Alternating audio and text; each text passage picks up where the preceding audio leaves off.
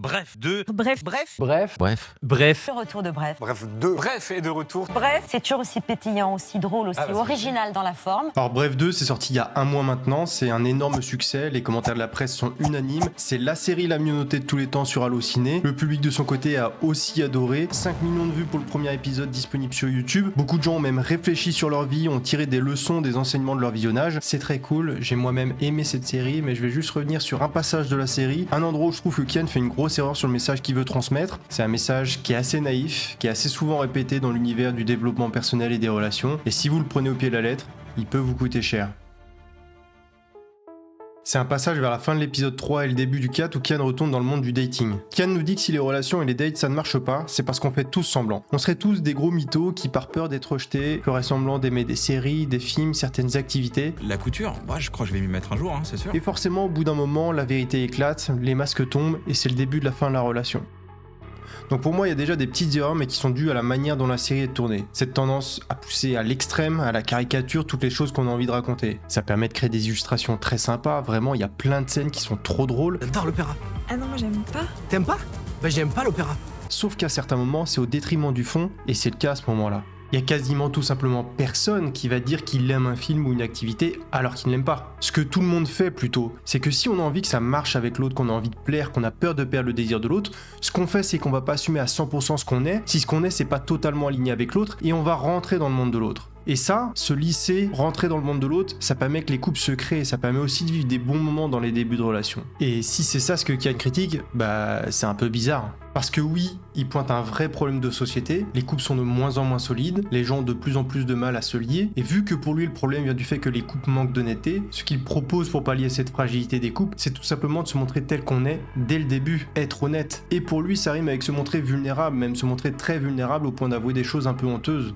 À un moment, Kian décide de tester cette nouvelle façon de faire en date. Dès les premières phrases, il lui avoue avoir des tocs, être fauché, et comme par magie ça plaît, et la meuf d'en face s'autorise à faire la même chose. Et tout le premier date, ça sera ça. Une succession d'aveux un peu honteux sur leurs failles respectives. Donc oui, montrer qui on est réellement, c'est évidemment bien. Être honnête et ne pas mentir, c'est évidemment bien. Maintenant, dévoiler nos plus grosses failles, nos plus grosses hontes dès le premier date, dès les premières phrases, c'est pas obligatoire. Montrer qui on est, être honnête, ça peut être juste parler de nous, de ce qu'on aime, de nos objectifs, de ce qui nous touche de manière authentique. Pas besoin de basculer dans un côté un peu cringe, un peu glauque, en avoir nos plus grosses failles, nos plus grosses hontes dès le début.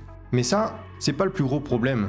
Le plus gros problème, c'est que l'idée qui est transmise par Kian, c'est que assumer 100% ce qu'on est et l'exprimer, ça fonctionne et que c'est la solution pour se créer une belle relation. Quand Kian décide et ose être honnête, de parler de ses failles, de son fonctionnement, de toutes ses petites particularités, et qu'en face, la meuf en fait de même, comme par miracle, ça colle. Tous les deux, ils sont pas à cheval sur le rangement, et tous les deux, ils sont ok pour avoir des moments bien séparés où ils sont pas ensemble. Ils vivent leur meilleure vie juste parce qu'ils osent exprimer leurs désirs, leur façon de fonctionner. Alors oui, Kian précise que des fois, l'honnêteté, ça ne marche pas. Quand il avoue à sa mère qu'il n'aime pas le gâteau qu'elle lui a fait. Oh, c'est bon, je suis encore une mauvaise mère, c'est ça? Mais ce qui est sous-entendu, c'est que finalement, le problème des relations, c'était de mentir. Moi c'est les hortensias, mes fleurs préférées. Et donc la solution, c'est tout simplement d'être honnête. Parfois j'aime bien avoir mon espace pour être tranquille, mais c'est pas contre toi.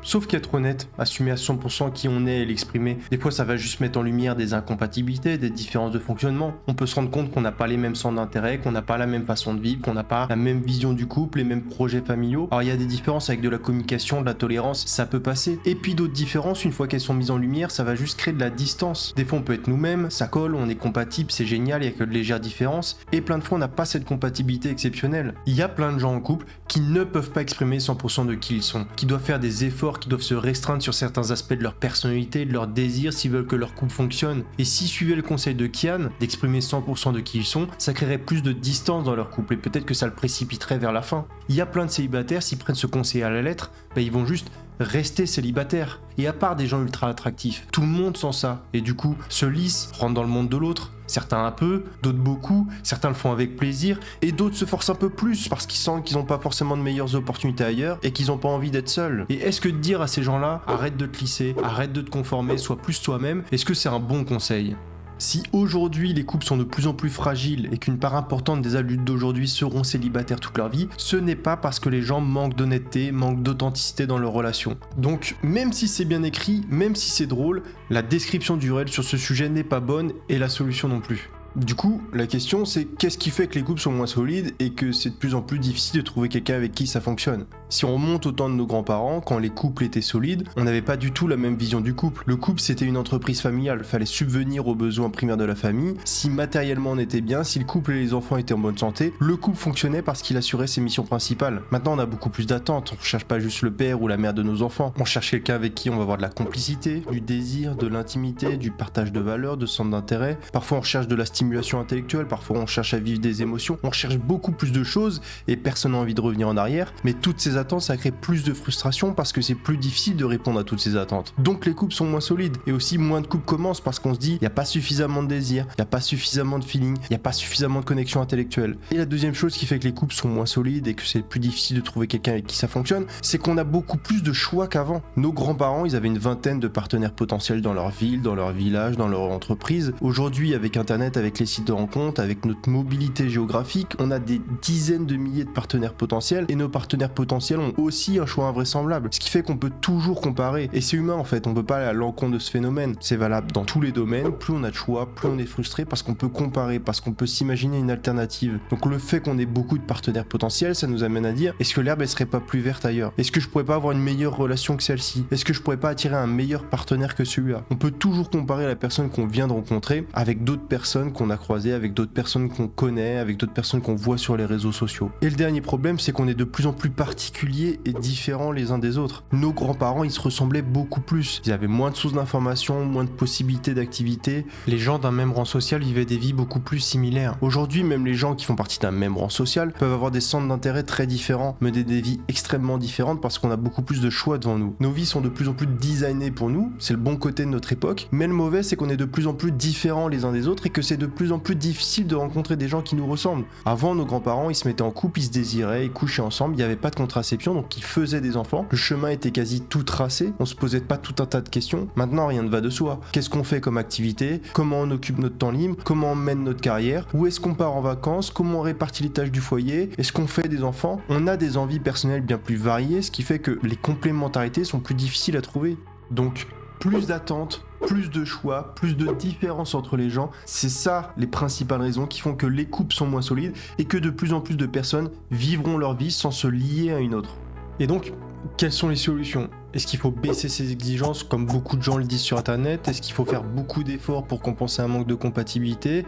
Ou plutôt ne pas négocier avec ses attentes et parier sur le fait de trouver cette bonne complémentarité, quitte à ne pas la trouver et finir seul? Il n'y a pas de solution parfaite. Moi personnellement, j'aime pas beaucoup quand on donne des conseils de vie qui sont pas personnalisés, qui tiennent pas en compte des chances de succès et des risques si on les suit. C'est de la merde. Pour autant, je trouve qu'en plus de trouver cette série très drôle, très entraînante, il y a plein de bons messages qui sont donnés dans Bref 2. Si quand on est avec quelqu'un, on devient triste, anxieux, désagréable et que c'est pas notre tempérament naturel, faut mieux partir et couper les ponts. C'est un conseil qui est certainement tout le temps valable. C'est très souvent important d'essayer de comprendre les autres, même si ça veut pas dire qu'ils ont raison ou qu'on doit cautionner ce qu'ils font ou même qu'ils sont animés de bonnes intentions. C'est souvent important de s'excuser quand on a fauté, même si le plus difficile c'est de savoir quand est-ce qu'on a fauté. Et pour moi le meilleur message c'est que c'est important d'être dans l'action dans sa vie et de pas trop attendre, de pas trop patienter, observer et plutôt avoir des buts, des rêves et d'avancer vers eux. Mais assumer 100% ce que vous êtes sans compromis. Dans le domaine des relations, c'est pas une assurance d'attirer des gens faits pour nous. C'est pas une assurance de se créer des belles relations. Ça peut amener à être rejeté, à s'isoler. Alors pour des gens comme Kian, comme Navo, comme tous les acteurs de ce microcosme, c'est un bon message. Il marche pour eux parce que ce sont des gens attractifs, populaires. Mais pour 95% de la population, c'est un message qui ne fait qu'accentuer la fragilité des couples et l'isolement des gens. Les personnes à succès sont pas forcément les meilleures pour donner des bons conseils de vie.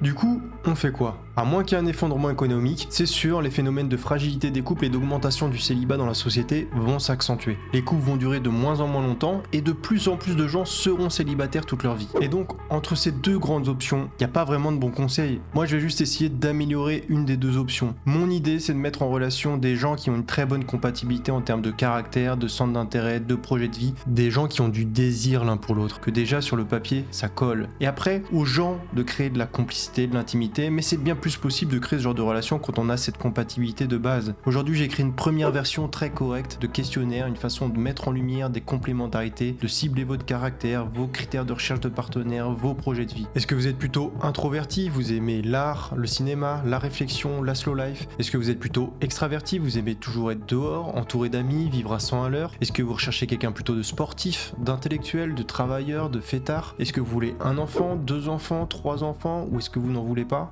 Voilà, l'idée c'est que si vous avez envie de donner plus de chances de rencontrer quelqu'un qui est plus designé pour vous, remplissez le formulaire, ça prend 30 minutes. L'idée c'est d'assumer 100% qui vous êtes, ce que vous aimez, comment vous fonctionnez, ce que vous attendez d'une relation, sans prendre le risque d'être rejeté parce que votre profil ne sera pas visible par les autres utilisateurs. C'est juste si les données, les attentes, les profils correspondent, je mettrai en lien les gens. Et c'est gratuit, je suis pas dans une dynamique de faire payer le fait de mettre en relation les gens. L'idée aussi c'est que le succès de ce genre d'initiative repose sur le nombre de personnes qui rentrent dans les bases de données. Moi du coup mon but c'est de faire rentrer un maximum de monde parce que je veux créer une nouvelle façon de se rencontrer. Plus il y a de monde, plus il y a de chances de rencontrer quelqu'un avec qui on est complémentaire, et donc plus c'est attractif et plus c'est facile d'attirer des nouveaux utilisateurs. C'est pour ça que tout est gratuit, parce que mon but c'est avant tout d'avoir du monde et de réussir à créer une nouvelle façon de se rencontrer. Donc inscrivez-vous, rendez la chose attractive, il n'y a vraiment rien à perdre, c'est juste une chance supplémentaire de créer une belle relation. Le lien pour avoir accès au formulaire est en dessous de la vidéo.